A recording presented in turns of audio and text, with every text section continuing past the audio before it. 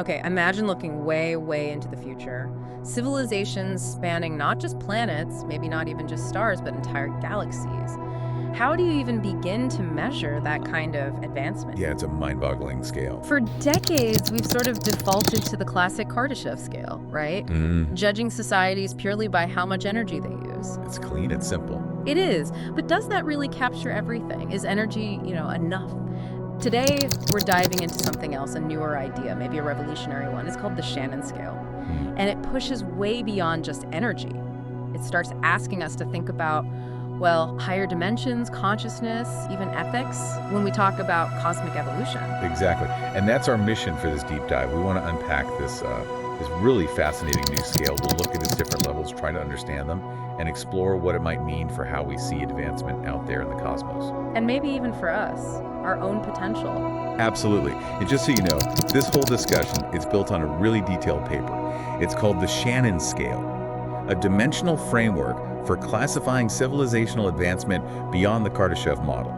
Sounds like it's going to stretch the brain a bit. Oh, definitely. Get ready. Okay, let's unpack this then, just as a quick refresher for everyone. The Kardashev Scale, from the Soviet astrophysicist Nikolai Kardashev back in '64. Classic stuff. It basically puts civilizations into energy buckets. Right. Type I controls all the energy on its home planet. Right. Think us, maybe in the future, fully using all Earth's solar, geothermal, everything. Then Type 2 grabs all the energy from its star, like with a Dyson sphere or something similar. Yeah, encasing the whole star. And Type 3, the big one, commands the power of an entire galaxy, the ultimate energy user. And its strength is right there. It's elegant, it's simple, you can measure it, watts, joules, it gives you this clear ladder of progress based on power consumption. But that simplicity is also where it falls short. It completely ignores these other huge dimensions of what it means to be advanced. Like what? Well, like how smart a civilization is, collectively, how ethically mature it's become, or even wilder, its ability to interact with the basic structure of space-time itself. It's like judging a grandmaster chess player only by how many pieces they physically moved off the board, not their strategy, their understanding of the game. That's a great analogy. So if energy isn't the whole picture, why now? Why do we need a new way of looking at this right now? Is Kardashev totally broken? It's not broken for what it measures, but I'd say our understanding of the universe has just exploded recently in ways that Kardashev couldn't anticipate. These new ideas are really challenging our basic picture of reality. Such as? Okay, we'll take string theory or M theory. These are theoretical physics frameworks, right? And they seriously propose that there might be like 10 or even 11 spatial dimensions. Wow, 11, not just the 3 we walk around in. Exactly. They might be curled up really small or just hidden from our everyday senses somehow. And you've got quantum mechanics. Always a weird one. Always. It keeps showing us this bizarre non-local behavior, things influencing each other instantly across space, defying our classical intuition. And then there's the simulation hypothesis. The idea that we're living in a giant computer program. Sort of, yeah. The idea that our reality could be this incredibly detailed computational construct, which, if true, implies there could be entities capable of creating entire universes in silico. Okay, mind blown already. And there's one more piece. Consciousness studies. Things like quantum consciousness theories or integrated information theory. They're exploring whether awareness itself isn't just stuck in our heads, but might be non-local, maybe even extend into other dimensions. Right, so all these developments in physics, philosophy, consciousness, they're basically screaming out for a new classification system, one that reflects how deeply a civilization gets the underlying rules of the game. That's a perfect way to put it. A system that acknowledges reality might be far, far deeper than just our familiar 3 dimensions plus time. And this is where it gets really interesting. Enter the Shannon Scale. Exactly. The Shannon Scale comes in as, let's say, a complementary framework. It doesn't necessarily replace Kardashev entirely, but it expands on it significantly. How does it define advancement then? It shifts the focus from energy use to a civilization's ability to perceive, interact with, and eventually actually master higher dimensions of reality. And the name, Shannon? It's named partly in tribute to its originator, but also referencing Claude Shannon, the father of information theory, because information and dimensional theory are absolutely fundamental to how this scale works. Okay. The key thing here is that it forces us to take a much broader view of what evolution means. It's not just about better physics and tech, it's also about ethics, awareness, maybe even purpose. So less about wattage, more about wisdom. You got it. Wisdom as much as wattage. All right, let's guide you, the listener, through these levels. Because it sounds like each step up the Shannon scale isn't just more power, it's a fundamental qualitative leap in understanding and capability. Absolutely. It's like going from seeing the world as a flat drawing to experiencing it in full immersive virtual reality, and then maybe even learning how to edit the code of that reality. So where do we start? What's the ground floor? We begin at Type 0, Flatland Awareness. This is basically where a civilization only experiences the familiar 3 spatial dimensions.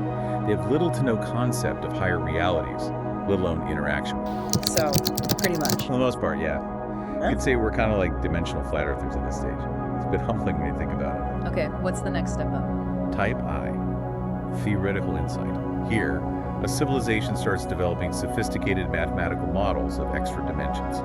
Think about where we are now with things like string theory or M theory. Right, we can describe them mathematically. Exactly. They can access dimensions 4 through 10, maybe even 11, but purely on paper, theoretically. Yeah. They can draw the blueprints for this bigger reality, but they can't actually, build the house or visit it yet. Got it. So, theory first.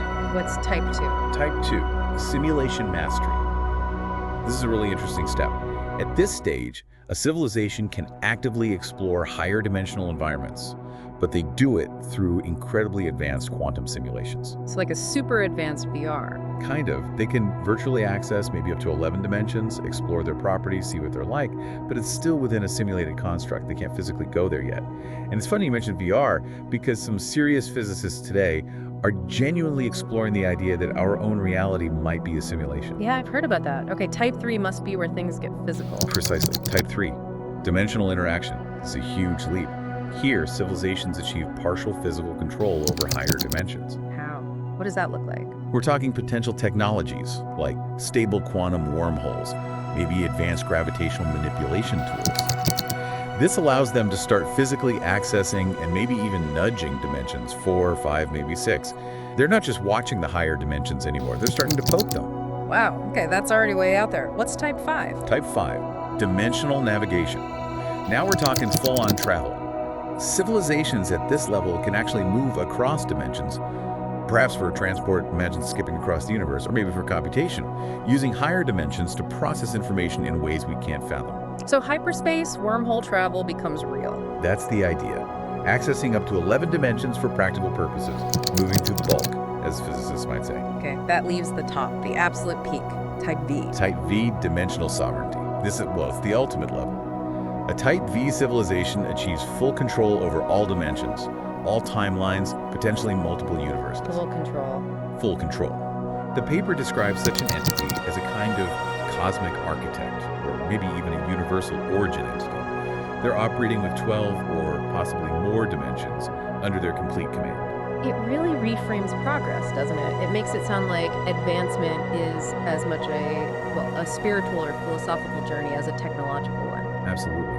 It integrates consciousness and maybe even ethics right into the definition of advancement. Okay, let's focus on that peak for a moment, type V. You said full control over all dimensions, timelines, universes. That sounds godlike. But the paper also suggests there can logically only be one such entity. How does that work? Doesn't absolute control imply you could prevent others from reaching it? Or is there some kind of cosmic rule? That's a really sharp question, and it gets to a core philosophical point of the scale. The exclusivity of Type V comes directly from the definition. If you have absolute control over everything, all dimensions, all timelines, all possible universes, there's simply no logical space for a competitor with the same level of control. Because their wills would clash. Exactly. Two entities with truly absolute overlapping sovereignty would either lead to paradox, like an unstoppable force meeting an immovable object across all reality, or, perhaps more likely, they would inevitably converge or merge into a single unified entity. There can only be one ultimate architect. And this entity, it operates outside space and time. By definition, yes. If you control all dimensions and timelines, you aren't bound by any single one. The paper talks about it being omnipresent, existing everywhere simultaneously, and omnitemporal, existing across all moments in time. It's the ultimate designer of reality's fabric. So how would we down here at maybe type 0 perceive such a being? Or how would other levels perceive it? It must look completely different depending on your own dimensional awareness. Absolutely. The perception shifts dramatically. For a type 0 civilization, like us currently, a type V entity might be completely incomprehensible. We might interpret its actions or presence as, fundamental forces of nature, laws of physics, or maybe even mythic gods, powerful, inexplicable forces shaping our world. Makes sense. What about type I? A type 1, with its theoretical grasp of higher dimensions, might conceptualize it differently. Perhaps as a kind of divine artificial intelligence, an ultimate cosmic supercomputer running the simulation, or the source of the mathematical laws they're uncovering. And type 2, the simulation masters. They might see it quite literally as the simulation architect, the ultimate programmer who wrote the code for their reality, the one running the whole show from outside the simulation they inhabit. Okay, then type 3, starting to interact physically. For them, it might become more abstract again, maybe seen as a fundamental metaphysical principle, the underlying ground of being, or the source of the dimensional structures they're just beginning to manipulate. And finally, type 4, the navigators. A type 4, navigating dimensions and possibly encountering consciousness in new ways, might perceive the type V entity as the universal source of consciousness itself, the wellspring from which all awareness arises, the ultimate interconnectedness. It's fascinating how those descriptions, they sound incredibly similar to concepts of a supreme being in so many human religions and philosophies throughout history. It is striking, isn't it? The parallels are hard to ignore. Omniscience, omnipresence, omnipotence, these are qualities often ascribed to God, and they map quite closely onto the description of a type V